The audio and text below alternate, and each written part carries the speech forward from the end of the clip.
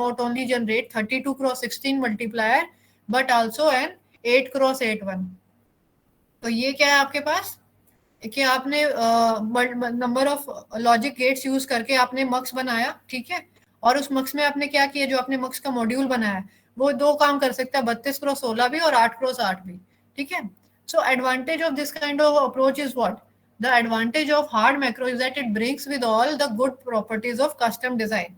जो भी आपकी प्रॉपर्टीज कस्टम डिजाइन की थी, फुल कस्टम डिजाइन की, वो सभी प्रॉपर्टीज आपको हार्ड मैक्रो में मिलती हैं. ओके, जैसे कि layout density, high layout density, ठीक है.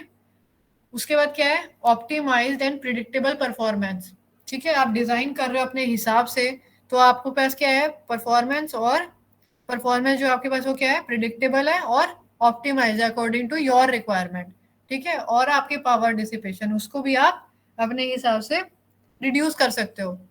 By encapsulating the function of a macro module, it can be reused over and over in different designs. This reuse helps to offset the initial design cost. The disadvantage of hard macro is that it is hard to port the design to other technologies or to other manufacturers. ठीक है, तो disadvantage क्या हुआ कि आप इसको change नहीं कर सकते, आप टेक्नोलॉजी चेंज नहीं कर सकते और आप सेम चीज दूसरे मैन्युफैक्चरर को प्रोवाइड नहीं कर सकते, ठीक है. सो इसमें जो आपका इंटेलेक्चुअल प्रॉपर्टी राइट्स होते हैं, उसका इसका पॉइंट आ जाता है कि आप एक मैन्युफैक्चरर को कुछ मॉड्यूल बना रहे हैं तो आप उसको सेम एसेज दूसरे को नहीं दे सकते. For every new technology a major redesign of the block is necessary. For this reason, hard macros are used less and less and are employed mainly when the automated generation approach is far inferior or even impossible. तो macro जो hard macro designing है, ये हम use कहाँ कर रहे हैं, advantage देख लिया आपने, डिसएडवांटेज देख ली, अब ये यूज कहाँ कर रहे हैं, वहां पे कर रहे हैं जहां पे आप फिजिकली आप जो दूसरी अप्रोच है, ऑटोमेटेड जनरेशन अप्रोच है, वो आप उसको इम्प्लीमेंट नहीं कर सकते, ठीक है. कुछ आपने इस तरह का फंक्शन डिजायर्ड है आपका कि आप उसको कैड के थ्रू नहीं कर पा रहे हो, ठीक है. In that case only hard macro is the only option, ठीक है. सो इनका एग्जांपल क्या है, एम्बेडेड मेमोरीज और माइक्रो प्रोसेसर्स, ठीक है. एम्बेडेड मेमोरीज और micro processors are good examples of hard macros.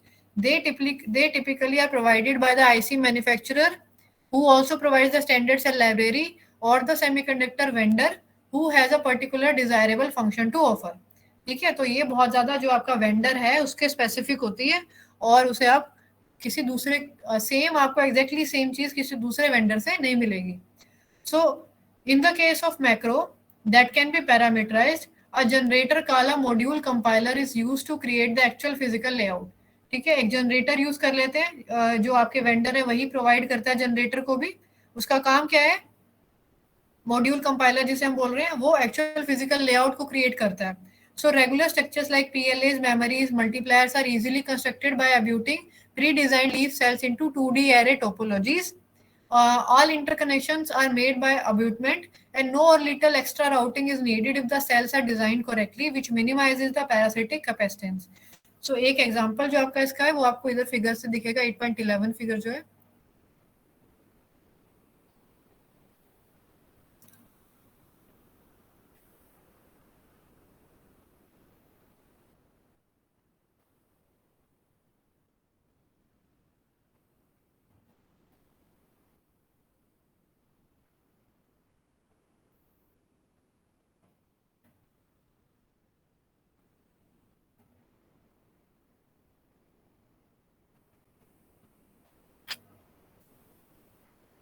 Okay, this is your PLA layout, ठीक है, जिसकी वो बात कर रहा था. ठीक है, ये आपका एक एग्जांपल है प्रोग्रामेबल लॉजिक एरे का. ठीक है, programmable logic array layout implementation. ठीक है, इक्वेशन 8.2 को इम्प्लीमेंट कर रहा है. या आप बुक खोलोगे तो उसमें दिखेगा कि 8.2 इक्वेशन में क्या है. ठीक है, या तो मैं आपको यहीं पे दिखा देती हूँ 8.2 इक्वेशन क्या है. 8.2 equation is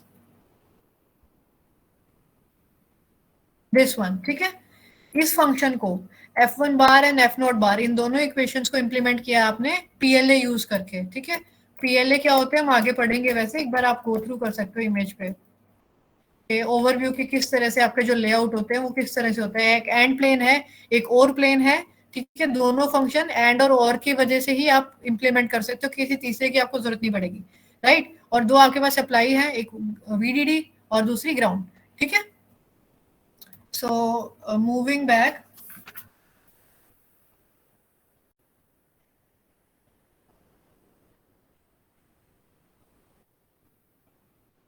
so regular structures like PLAs, memories, and multipliers are easily constructed by abutting predefined leaf cells.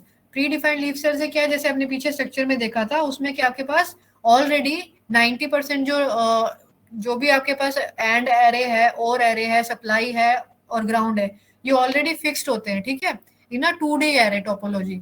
सो उसके बाद क्या है, all interconnections are made by abutment and no or little extra routing is needed if the design of the cells are correct, which minimizes the parasitic capacitance. So you have to make just the interconnections. The PLA of figure 8.11 is an example of such a configuration. The whole array can be constructed with the minimum number of cells. The generator itself is a simple software program that determines the relative positioning of the various leaf cells in the array. ठीक है, तो ये आप generator circuit वो vendor provide करता है और उसको यूज करके जो यूजर है अपना फंक्शन परफॉर्म करवा सकता है.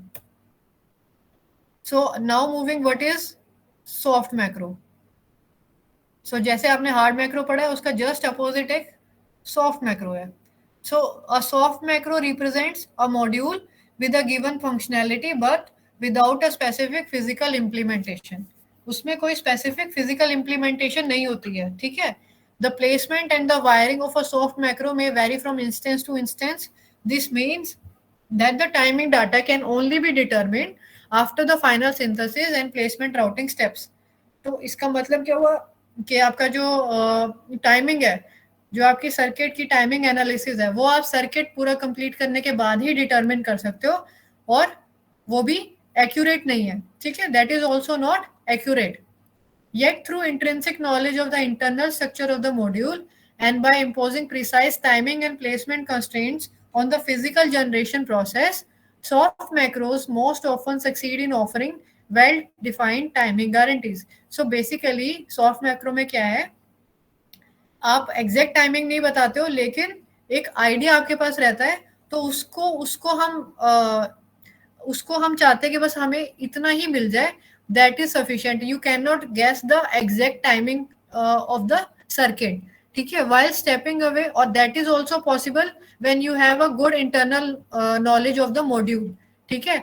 very strict precise timing and placement constraints आपको फिजिकल जनरेशन प्रोसेस के टाइम पे इम्प्लीमेंट करनी पड़ती है in case of soft macros.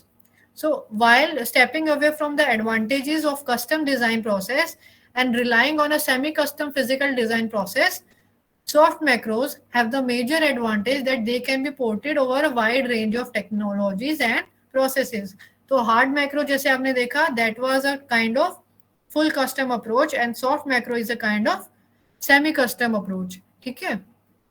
तो इसका मेजर एडवांटेज क्या है सॉफ्ट मैक्रो अप्रोच का, they can be ported over a wide range of technologies and processes, ठीक है. This amortises the design effort and the cost over a wide set of design. So इस वजह से आप इसको मैक्सिमम नंबर ऑफ एप्लीकेशंस के लिए और डिजाइन के लिए इम्प्लीमेंट कर सकते हो. So soft macro cell generators come in different styles depending on the type of function they target, ठीक है. जो जो आप फंक्शंस परफॉर्म करना चाह रहे हैं, उस हिसाब से आपके जो जनरेटर्स हैं डिफरेंट डिफरेंट स्टाइल के आते हैं. Virtually all of them can be classified as structural generators.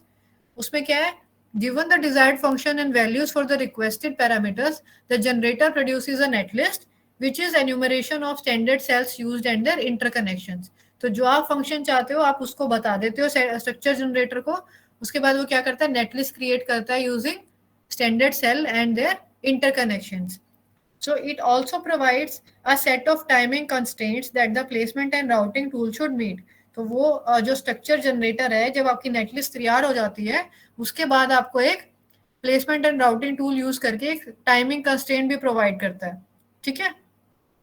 So what is the advantage of this approach? It is that the generator exploits its knowledge of the function under consideration to come up with clamor structures that are more efficient than what logic synthesis would produce. तो इसका structure generator का use कहाँ पे हो रहा है, ये cleverly काम करता है जिससे कि ये इतना एफिशिएंटली आपको स्ट्रक्चर देता है कि जो कि बेटर होता है as compared to what logic synthesis वो प्रोड्यूस। जैसे कि आप सपोज बुलियन इक्वेशंस आप यूज करते हो, उसमें आप के मैप क्यू मैप यूज करके आप इक्वेशंस को सॉल्व करते हो। सो अगर आप देखोगे तो ये जो स्ट्रक्चर जनरेटर है, ये रिजल्ट लॉजिक सिंथेसिस से भी बेटर दे देता है इन terms of the designing of the function. ठीक है, for example the design of a fast and area efficient multiplier has been the topic of decades of research. The multiply generator just incorporates the best of what the multiply literature has to offer into an automated generation tool. तो एक example इन्होंने बताया कि जो area efficient multipliers हैं, जो fast multipliers हैं, इनका अभी भी इवन रिसर्च होती रहती है। ये टॉपिक ऐसा है कि आप कितना ज्यादा मल्टीप्लायर को फास्ट कर सकते हो, because your multipliers forms the basic building block of any operation और एनी फंक्शन यू वांट। ठीक है, उसमें मल्टीप्लायर्स और एडर सबसे ज्यादा यूज होते हैं, तो इनकी रिसर्च ऑन गोइंग है और हमेशा रहेगी। ठीक है, सो it is a topic of great research. तो अगर आप सॉफ्ट मैक्रो और हार्ड मैक्रो को डिफरेंशिएट करना चाहो इन 2-3 पॉइंट्स, तो आप कैसे कर सकते हो? First, your soft macro circuit is designed with editor using not, nand और नॉट गेट। ठीक है, बेसिक 3 गेट्स होते हैं, नैंड, नॉर एंड नॉट। इनको यूज करके आप सर्किट डिजाइन कर रहे हो। They are easy to modify which is according to the requirement of the user. ठीक है, जो हमारी स्पेसिफिकेशन है उसके हिसाब से आप उसको इजीली मॉडिफाई या एडिट कर सकते हो।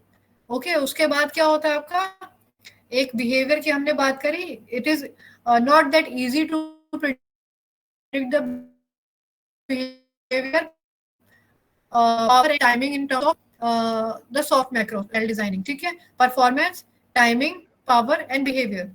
Yes, one second.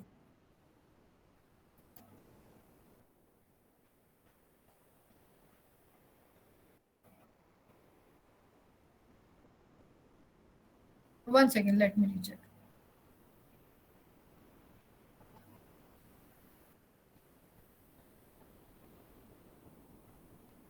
I'm rejoining again, okay? Don't go.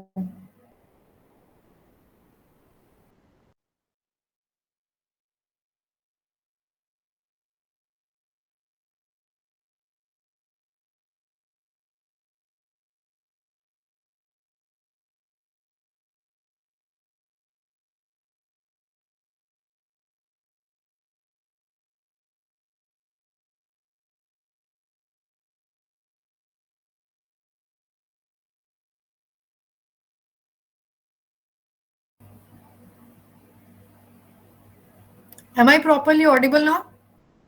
Yes, ma'am.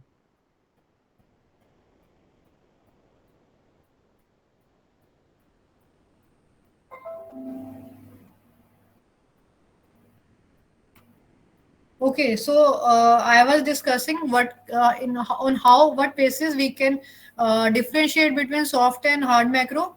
Some 2-3 points which can bring us the major contrast between the two techniques. So first is soft macro. The circuit can be designed with an editor, and the editor uses NAND, NOR and NOT gates. ठीक है, इन तीनों को use करके the circuit is designed by the editor. ठीक है, and it is very easy to edit or modify the design as per our needs. User requirement के हिसाब से आप डिजाइन को एडिट या मॉडिफाई कर सकते हो. Third is that we cannot properly predict the behavior of the device in terms of power, timing and performance in case of soft micro.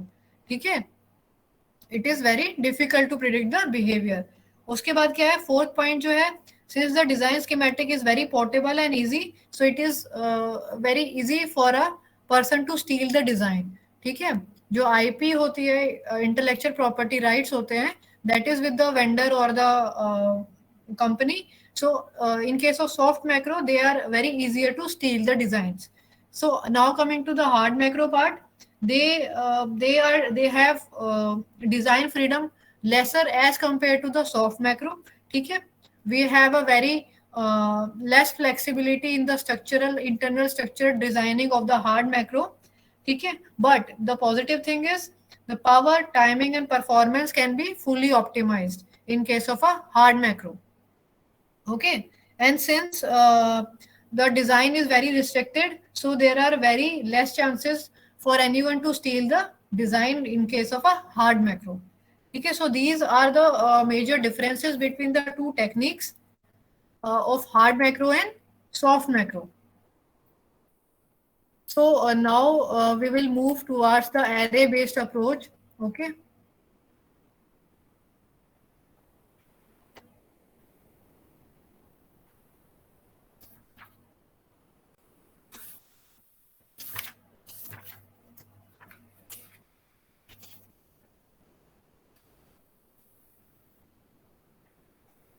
Okay, so semi custom design flow के बारे में हमने अब तक बहुत सारा कुछ पढ़ लिया है. So far we have defined the various components that make up the cell based design methodology. ठीक है, क्या क्या कंपोनेंट्स है वो सब हम पढ़ चुके हैं. Now in this section we will discuss how it all comes together. ठीक है, एक साथ वो कैसे काम कर रहे हैं. This is given in this brief description. Figure 8.16 details the traditional sequence of steps to design a semi-custom circuit. This is on the next page. Semi custom or the ASIC design flow. ठीक है, इसमें क्या है. First is your design capture, that is based on the behavioral modeling. Then we have pre-layout simulation, जहाँ पे हमने HDL और logic synthesis करने हैं, that is based on the structure. And उसके बाद पोस्ट लेआउट सिमुलेशन आती है, उसके अंदर आपके पास प्लेसमेंट, राउटिंग और फ्लोर प्लानिंग. ठीक है, ये तीनों चीजें आती है, that comes under the physical design. और फाइनल ये सारे स्टेप्स कंप्लीट होने के बाद आप जब आपने प्रॉपर प्लेसमेंट, राउटिंग और फ्लोर प्लानिंग कर ली है, देन आप सर्किट एक्सट्रैक्ट करते हो और चेक करते हो जो आपकी रिक्वायरमेंट्स हैं वो ठीक है नहीं है. When the specifications are met, the tape out process is done. Tape out is a technical term when the physical designers provide the actual design to the fab lab for fabrication of the IC. Okay, so this is the design flow. So first step under the design flow is design capturing. So design capture enters the design into the ASIC design system. A variety of methods can be used to do so, including schematics and block diagrams. ठीक है, आप जो आपका design है उसको आप कैसे system में एंटर करोगे, यूजिंग इधर स्कीमेटिक्स या फिर ब्लॉक डायग्राम्स. और दूसरा क्या हो सकता है, VHDL वेरिलॉग यूज कर सकते हो. और दूसरा सिनॉप्सिस जो सी का है, सी के बेस पे आपकी वेरिलॉग भी सी जैसी सी है और एक सिस्टम सी भी है. ठीक है, तो VLSI डिजाइनर्स आजकल सिस्टम सी यूज करते हैं. पहले सबसे पहले VHDL आई थी, फिर वेरिलॉग, और अब इस टाइम सिस्टम सी पे काम हो रहा है. सो आप ये सारी चीजें यूज करके भी आप जो अपना सिस्टम जो डिजाइन है उसको एसिक डिजाइन सिस्टम के अंदर एंटर करवा सकते हो, and that is known as design capture. So this behavioral description languages is followed by high level synthesis